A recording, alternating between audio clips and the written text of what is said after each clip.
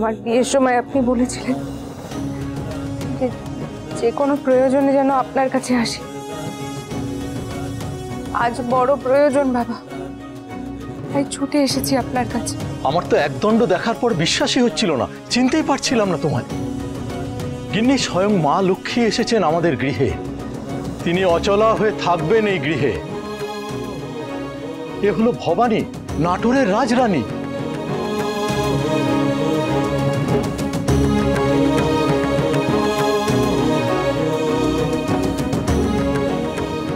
চলো মা, অন্তরে চলো। এতটা পথ তুমি কিভাবে এলে? একা এসেছো না আমার জামাই এসেছে? না মা, আজ পরিচয়ও বোধহয় একটু ভুল হয়ে গেল। আমি নাটোরের রাজরানী ছিলাম, কিন্তু তোমার জামাইকে যে অন্যায়ভাবে বন্দি করা হয়েছে,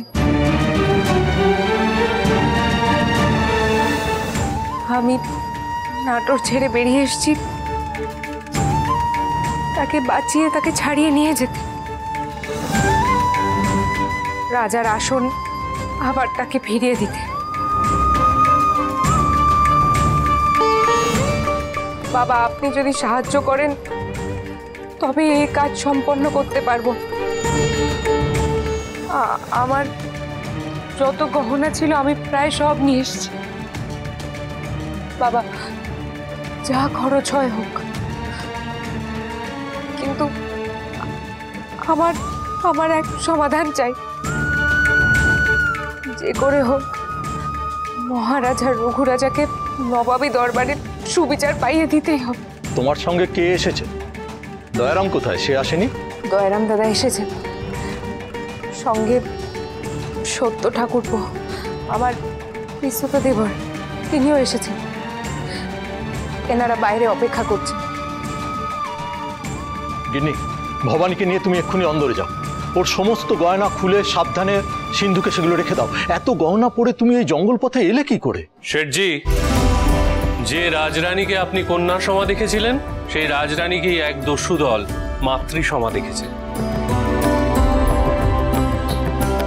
আর তারাই আমাদের পৌঁছে দিয়ে গেল, নাহলে আমরা আসতে পারতাম না শেঠজি। আসুন আসুন দেওয়ানজি।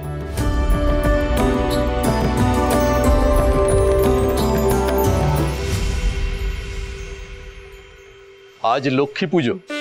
পুজোর দিনে স্বয়ং মা লক্ষ্মী এসেছেন এবং আমার কাছে কিছু চেয়েছেন। ফিরিয়ে দেব তার সাধ্য কই। মানে মানে আপনি সাহায্য করবেন? কথা দিয়ে এসেছিলাম যে মা, বিপদ এলে আমায় পাশে পাবে। মা লক্ষ্মী তার নারায়ণকে না নিয়ে ফিরবে না। আজকের পূর্ণিমাতেই তার ব্যবস্থা হবে। আমি জগৎ শেঠ, আমি তোমায় কথা দিচ্ছি মা।